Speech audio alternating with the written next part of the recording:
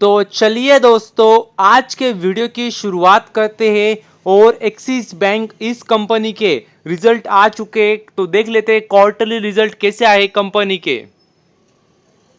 तो यदि quarterly result की बात करें तो मतलब देख सकते हैं, अगर आप देखेंगे तो पिछले साल इसी क्वार्टर में जो इनकम हुई थी कंपनी की, वो देख सकते हैं वो हुई थी 26,800 लगभग।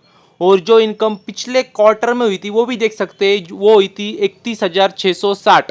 और जो इनकम अभी हुई है इस क्वार्टर में वो है 33,500। तो मतलब देख सकते हैं, अगर आप इनकम कंपैरिजन करेंगे तो पिछले साल से मतलब ईयरली कंपैरिजन करेंगे तो देख सकते हैं ग्रोथ नजर आ रही है। क्वार्टरली भी अगर आप देखेंगे तो ग्रोथ है। और ये बात भी आपको पता चाहिए कि ये बैंक काफी बड़ी बैंक है, दिग्गज बैंक है।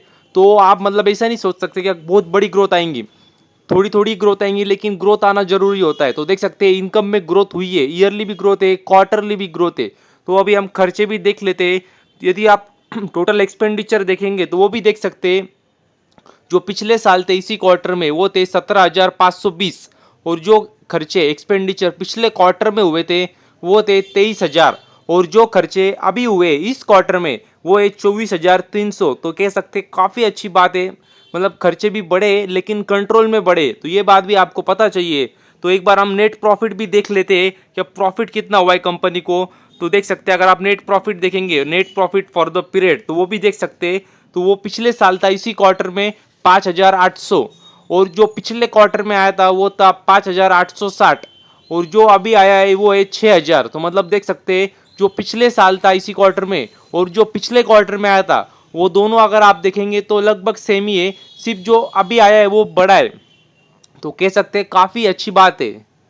और यदि अगर आप देखेंगे तो प्रोविजन, तो आपको पता है बैंकिंग कंपनी है तो हमको हमको एनपीएस प्रोविजन भी देखने पड़ते हैं। तो यदि आप प्रोविजंस भी देखेंगे तो देख सकते हैं, जो पिछले साल था इसी क्वार्टर में वो था 1437। और जो पिछले क्वार्टर में आया था वो था 814, मतलब 814। और जो अभी आया है प्रोविजन वो है देख सकते हैं वो है 1,028। तो मतलब अगर ईयरली देखेंगे तो कम ही है, मगर क्वार्टरली थोड़ी सी प्रोविजंस बढ़ गई है। तो ये बात भी मतलब आपको पता चाहिए। तो और मैं आपको बता दूं, प्रोविजन मतलब सबको पता भी होगा, प्रोविजन जितना कम हो उतना अच्छी बात होती है। और यदि अगर आप एनपीए देखेंगे तो एनपीए भी कम ही चाहिए। तो अगर आप एनपीए देखेंगे तो एनपीए भी आप देख सकते हैं कम ही हो रहा है कंपनी का। देख सकते हैं अगर आप देखेंगे परसेंटेज नेट एनपीए या परसेंटेज ग्रॉस एनपीए, तो देख सकते हैं कम ही हो रहा है, लगभग 2.38 था पिछले साल इसी क्वार्टर में। और जो पिछले क्वार्टर में आया था वो था 1.73।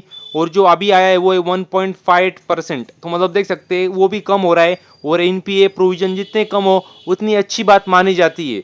और ईपीएस भी आपको वही रिफ्लेक्ट कर रहा है कि ईयरली और क्वार्टरली सेम ग्रोथ है, मतलब क्योंकि पिछले क्वार्टर में जो आंकड़े आए थे और पिछले साल इसी क्वार्टर में जो आंकड़े थे वो लगभग अगर आप देखेंगे तो सेम ही है। तो इसकी वजह से एक जो दोनों आप दोनों का कंपैरिजन करेंगे ईयरली क्वार्टरली तो सेम ग्रोथ नजर आ रही है, जो कि ग्रोथ हुई है। तो एक कह सकते हैं ओवरऑल अच्छे आंकड़े नजर आ रहे हैं कंपनी के।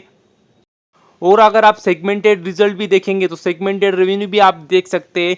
तो अगर आप देखेंगे ट्रेजरी सेगमेंट से तो देख सकते हैं, अगर आप देखेंगे तो पिछले साल था इसी क्वार्टर में 7,100।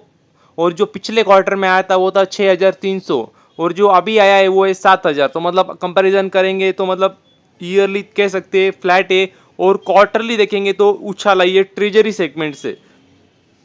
और यदि अगर आप देखेंगे कॉर्पोरेट बैंकिंग होलसेल बैंकिंग से, क्योंकि थोड़ा काफ़ी ज़्यादा रिस्की होता है, मतलब वो देखेंगे तो उससे भी अगर आप देखेंगे तो पिछले साल था इसी क्वार्टर में 9,000, जो कि बढ़ के हुआ पिछले क्वार्टर में 10,800। और अभी आया है 11,300। तो कॉर्पोरेट बैंकिंग होलसेल बैंकिंग उनका बढ़ता जा रहा है। और अगर आप देखेंगे रिटेल बैंकिंग, तो ये मतलब सबसे इंपॉर्टेंट होता है। मतलब यदि मैं आपको बता दूं, क्या कौन सी भी बैंक अगर रिटेल बैंकिंग सेगमेंट से रेवेन्यू कम हो रहा है तो ये कह सकते हैं अच्छी बात बिल्कुल भी नहीं होती है। इसके लिए हमेशा अगर आप कौन सी भी बैंकिंग का एनालिसिस करते हैं, कौन सी भी बैंक का, तो एक बार आपको देखना होता है कि रिटेल बैंक से कितना रेवेन्यू आ रहा है और वो कंटिन्यूसली बढ़ रहा है या नहीं बढ़ रहा है। मतलब बाकी सेगमेंट से बढ़ो या मत बढ़ो, पर रिटेल बैंकिंग से हमेशा बढ़ता ही रहना चाहिए। तो देख सकते हैं अगर आप रिटेल बैंकिंग का भी देखेंगे तो पिछले साल था इसी क्वार्टर में 23,000।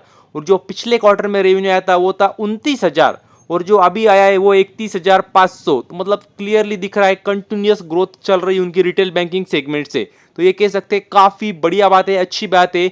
और इस कंपनी के, इस बैंक के रिजल्ट भी काफ़ी इंपॉर्टेंट होते हैं, क्योंकि ये छोटी मोटी बैंक नहीं, बहुत बड़ी बैंक है।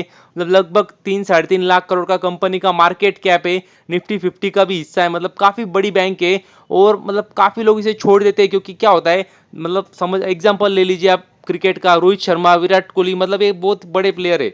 तो मतलब ऐसा नहीं कि श्रेयस अय्यर खराब प्लेयर है, मतलब एग्जाम्पल के लिए कह रहा हूँ। मतलब वो भी अच्छा प्लेयर है, लेकिन ये बहुत ज़्यादा प्लेयर, सब इनको मतलब सबका ध्यान इन पे होता है। तो वैसे ही मतलब वैसे ही मैं बताता हूँ, HDFC बैंक, ICICI बैंक, काफ़ी बड़े बैंक है, तो सबका ध्यान उसी पे होता है। तो एक्सिस बैंक को काफ़ी लोग छोड़ देते हैं। तो मतलब ये भी छोड़ने की बात नहीं है, इसको भी आपको ध्यान से देखना चाहिए, क्योंकि इसका भी अच्छा खासा वेटेज है बैंक निफ्टी में। तो ये बात भी मतलब आपको पता चाहिए। तो ओवरऑल अगर आप देखेंगे तो आंकड़े मतलब कुछ खराब तो बिल्कुल भी नहीं है लग रहे। सिर्फ अगर आप देखेंगे तो प्रोविजंस कहीं ना कहीं थोड़ी सी बड़ी है, वो भी क्वार्टरली बड़ी है, ईयरली तो वैसे भी कम है। बाकी अगर आप देखेंगे तो रेवेन्यू भी बढ़ा है, प्रॉफिट भी बढ़ा है, तो वो एक ओवरऑल ठीक ठाक आंकड़े, अच्छे आंकड़े नजर आ रहे हैं कंपनी के। तो हमें कल देखना होगा इस कंपनी के रिजल्ट को, मार्केट को कैसे लगे। तो बस अभी के लिए इतना ही। थैंक यू वेरी मच, और भी ऐसे ही वीडियोस देखते रहिए।